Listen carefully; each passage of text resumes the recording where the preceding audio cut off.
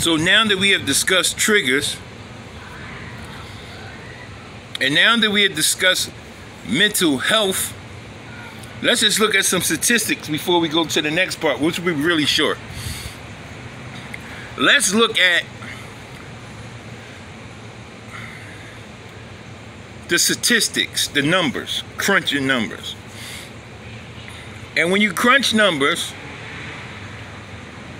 let's look at the reality that even though we make up,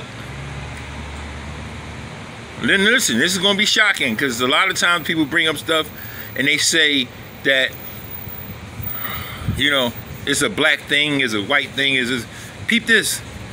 Even though Caucasian teenagers are amongst the highest rated mental cases, Black Americans and Hispanic Americans, Mexican Americans, brown skinned Americans, to make it simple, are made up of only 10% of the people who actually get treatment and recover. Something you need to think about. Even though a race makes up a numerous amount of the space that it exists or consists of, it only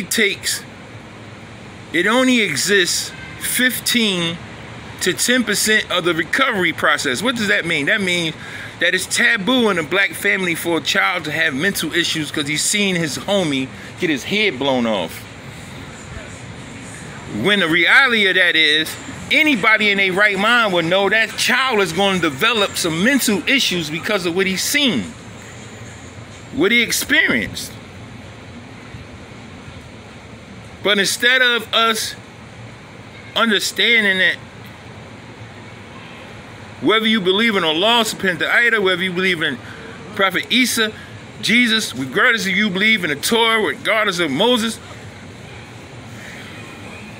we all are instructed to follow the law of the land, meaning God didn't create psychology to harm us.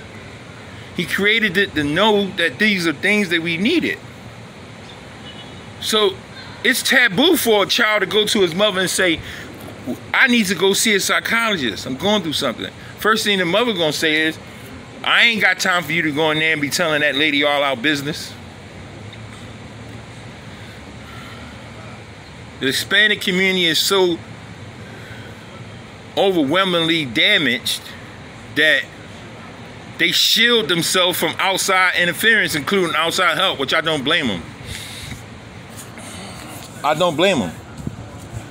No one is getting a security system that costs $4,000 unless they had got broken into or they worrying about someone breaking into.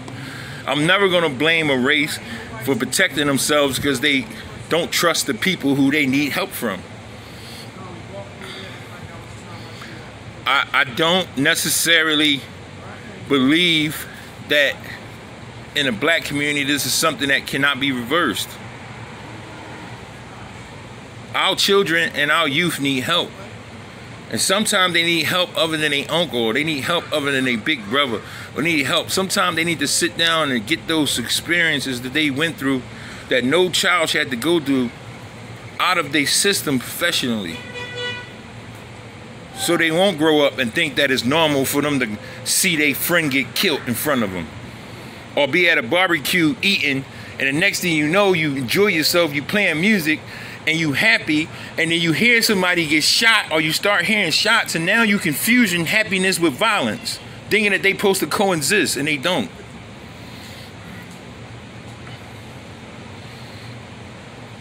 So the reality of it is, some form or another we have to come together and figure out a solution that's intertwined together with each other. How?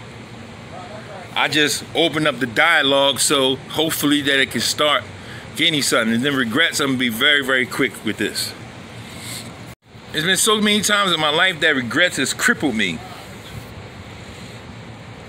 It's been so many times in my life that regrets have crippled me that I can't even move in my future because I'm always thinking about something I might have did wrong in my past. And I'm asking everybody to forgive me, and I'm asking all of these people to forgive me when never asking myself to forgive me. And because I'm seeking forgiveness for all of these other people and other things, I miss out on an opportunity to realize that without the mistakes I made in my life, I would not be me. I would not be able to deal with this constant bombardment from Satan, from the devil, when I'm trying to give God the glory. I wouldn't be able to withstand it. I wouldn't be able to withstand all the rumor mills that go around.